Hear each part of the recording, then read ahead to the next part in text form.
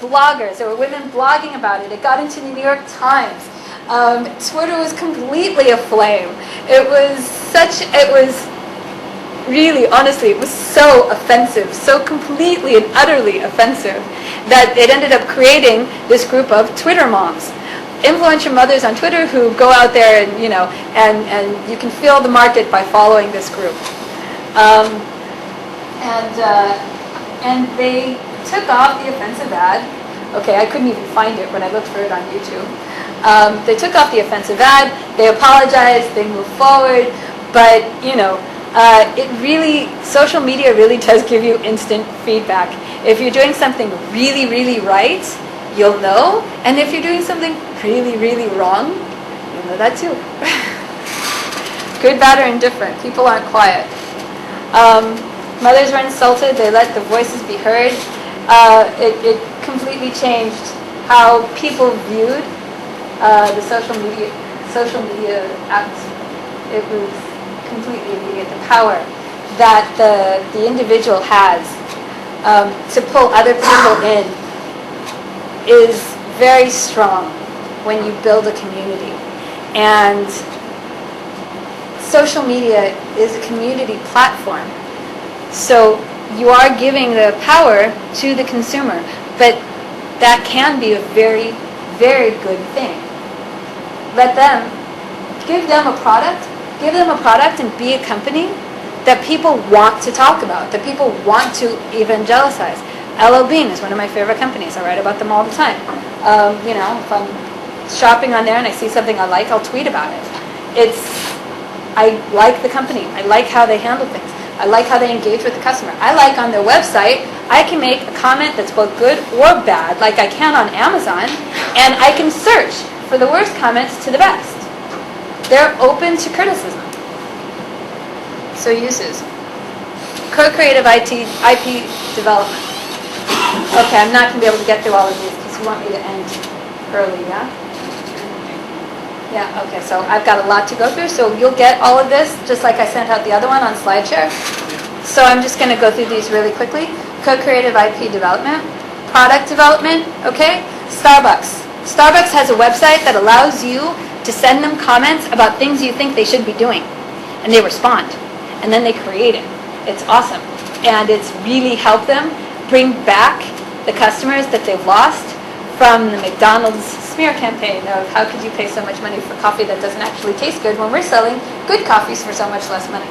So, with the current environment, you need to build up your community. People have only so much money. They're going to spend it where they feel they're appreciated and also where they feel they're going to get the most value.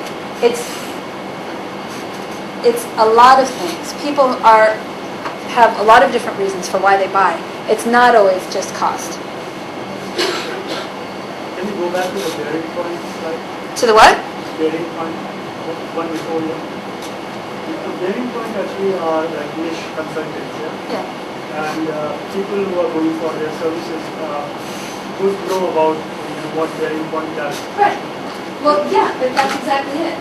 They're niche consultants. Yeah. So they use the expertise of the people who know what they do to create a wiki to be able to help everyone.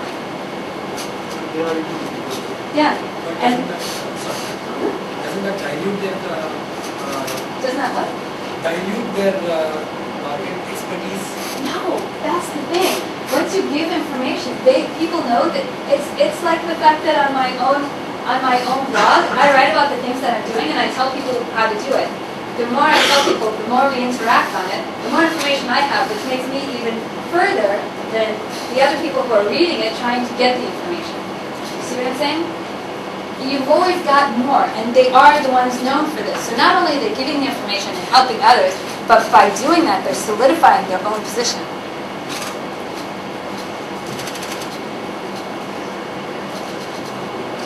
I just have a question. Okay. When you said that McDonald's made this comment about Starbucks or their coffee, Yeah. so how does Starbucks respond to such a comment through the social network? Well, you don't necessarily respond to everything. Okay. Instead, you may go in a completely different direction, like Starbucks did, where, you know what, why don't we focus on these other things, okay? And see what the people say about our rich aroma coffee, blah, blah, et cetera and so forth. And so that's what they did. They ended up taking it to a completely different direction and focusing more on the customer than on the product itself.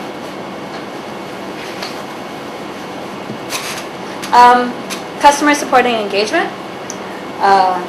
National Instruments Nerd Network. I think you've got Best Buy has one. You've got Apple's Genius Bar. In the beginning, Apple's Genius Bar was created by Apple users, and they would just come in on the weekend and help other people. And they weren't paid by Apple. It's amazing. When you have a product that people love so much, and it's almost like a cult item like Apple was in the very, very beginning, because it was a very high-end, high-quality, but expensive product. You want other people to use it and know how incredible it is. And geeks generally really like helping other people, and it's a way to get out and everything else. So they would go and they would help other people, and that's actually how the Genius Bar was born. And it was, so it works. Get the people in. Partner collaboration, IBM. IBM collaborates with so many small companies to big companies. One of my clients in Israel works with IBM. They're a tiny company, and the startups that they work with will be working with IBM in order to sell products or collaborate on products. So it also helps for partner collaboration. And the people, and I know the team in Israel who does the social media for IBM. They're out there getting known, and they don't go out necessarily just aiming at startups. They just go out and do events for people. But because they're in an area where everybody is in a startup, they're already reaching their market. So it's the people who are going to the IBM Jazz hosted event are in the network because they're already in high tech and they're already in a startup, or they already have an idea and they know that they're going to get this relationship from it. Just to add to that, actually, that's a part of the Smarter Planet concept. That's what? They're part of this Smarter Planet. Yeah. It's a part of it. Really important. Right. Employee engagement. You've got Yammer. It's like Twitter for the office. Intranets. Best Buy, Blue Shirt Nation. That's completely inside the company. I couldn't get in there, obviously, because I'm not with Best Buy. But there are different examples of how you can use social media inside of your own company. And then here are some basics. You want to think about, before you break into the social media platform and marketing, you need to think about what are your goals, what is your core competence, what type of things do you want to be known for. And then you have to figure out where are the people that you want to engage with, and how do you want to engage with them. But you also have to measure the conversation and pay attention to the conversation, and react to the conversation, and respond to the conversation. You can't just sit there and look at it and go, oh, they're really angry at us today. Okay, I'm going to go get some coffee. No, that's not the way you need to be able to, you need to actually go, okay, this is what's going on. Now, who do I go to fix that? And then how do I show them that we're fixing it? They also have to know that the process is going on. Okay, you also have to be public about that. You can see, oh, we did this wrong. I'm going to go fix that. I'm not going to tell anybody about it. Might as well be as if it didn't happen. So you also have to let people know that you're working on it. It is about the conversation. So, thank you. That's it. Any questions? If you had to start a company right now, in 2009 or 2010, you've given us so much information about, doing this, doing this. Yeah, but how would you go about it? If you had to start right now, how would you go about it? Depends on the product. Yeah, what the company. But if I can use, for example, maybe he wants to get into t-shirts, Right. So if you want to get into a t-shirt business, which is more use-oriented and all. So how do you go about using the social media? What would you do first? I would figure out who it is I want to go after. Where are they? How are they using it? How are companies, not necessarily even my competitors, but other people who are using that space, how are they using it to succeed? Who are the ones that are using it properly? And are my competitors using it properly also? Competitive analysis is very important. And then you have to sit and sort through, okay, this guy is getting, or this company, this guy, this gal, this product is getting this much of a reaction. That's something that I'm looking for. These are the people who are, they're also, the same group is reacting to it. It could be a matter of partnering with them on a promotion. It could be finding what it is that people are responding to, and then going through and creating a campaign about that. But when the campaign goes, paying attention, seeing, is this working, isn't it? If it's not, changing it.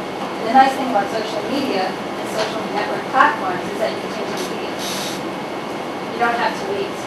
So you can watch your analytics from the very beginning. You know who's coming to your website from, you have it on your analytics, you know where they're coming from. You know if you need to create a landing page, if you need a code for checkout, but you can still see where your traffic is coming from. And then from there, track where it's going to. You can do that with Google Analytics, that's free. Questions? Did that answer the question? Yeah. Oh. The question that I have is, suppose I use social media. What are the implications of legal and intellectual property rights that might come? Are there any? None as of now. But say, for example, blogging. There might be ideas that are floating around. But then it might happen that one of the blogs which is very popular since the idea or certain Ideas you can't copyright an idea. So ideas are free. Unless ideas are free, brands aren't. Once your IP is going to be, let's say, your name,